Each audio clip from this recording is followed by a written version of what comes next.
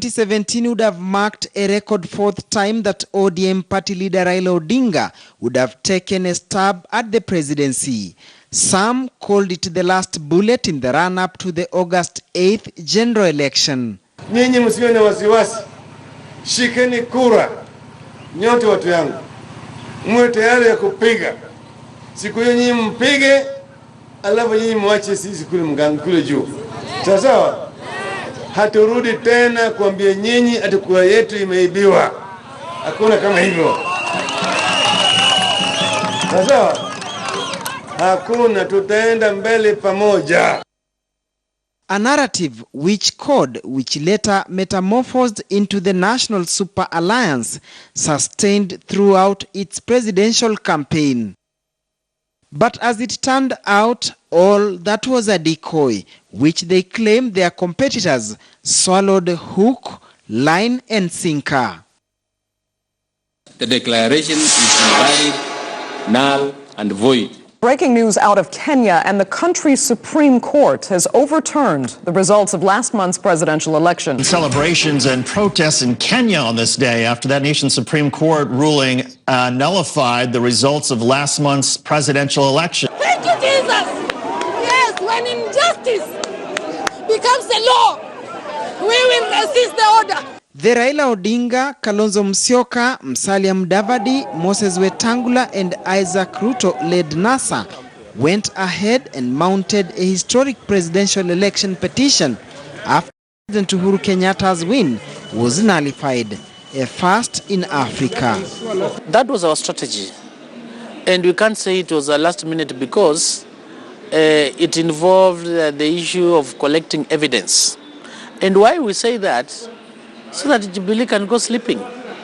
This was somebody that we were trying to fight against, and he had the machinery. So to us, we were to use that strategy, but in a way, we were busy collecting evidence. You remember in 2013, the bulk of the evidence, which was very tangible and which was very significant, it was rejected. It was not just a decoy, but it was a serious debate. Indeed, there was division whether we would go to the Supreme Court or not. And there was a substantial part of NASA who thought there was no point, having seen what happened in 2013. But there was another group that thought it was worth it. First, because perhaps in 2013 we did not have the opportunity to present the evidence because the court technically rejected the evidence.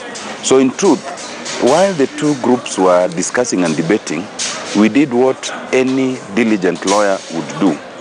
As a group, we went ahead to prepare quietly by preparing the evidence, by combing the evidence, and by presenting it in a way that could persuade a court, pending the decision, and that is what one must do. And it was not necessary to make that disclosure in the public domain.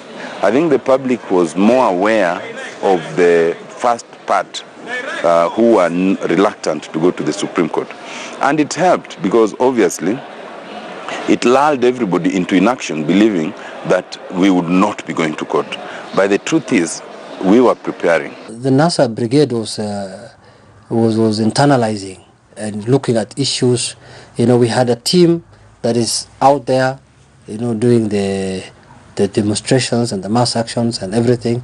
And there is a team in the background that is looking at avenues and possibilities of going to court. So later we had a parliamentary group meeting as NASA, and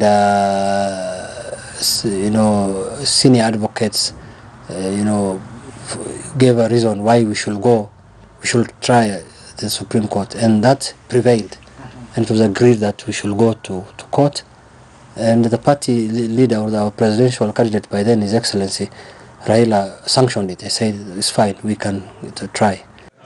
Be that as it may, apparently, moving to the Supreme Court and challenging Jubilee's win was not an easy task. NASA's command center was sharply divided. I remember this matter of going to court, it was also not that easy. I remember after the announcement of the elections, we had a PG. I remember very well. That was the NASA house, somewhere near Lavington. And I spoke. We had, of course, some people who were against the issue of going to the court. And the principals were there. Raila Amolo Odinga was there as a presidential candidate. His running mate, Kalonzo Musyoka, was there. Mheshimiwa Wetangula, senator, was there. Musalia Mudavadi was there. So all the principals were there. And I stood to speak. And many people totally against. They were against. There were only 2 people who supported me in a thin way. Because of course the perception out there was like, we're not going. They were like, why should we waste time to go? And yet a hyena will be celebrating. Goats will say, a goat cannot go in the court where the hyena is presiding over. I remember I stood up and I spoke my mind. So I stood to speak. I was given an opportunity. And I said, hey, the court is the only thing you can do. And the person who supported me won. Initially, James Orengo was against it. He was like, we don't have to waste time. I remember Senator Wako came to support. Otienda Molo also came to support in a thin way. Saris, I remember very well. I was condemned the first. I remember Wanga saying no. 80% of the members were against going to the Supreme Court. I think even more than 80%. There were very, very few, not more than 15 and 20%, who believe that we need to go to court.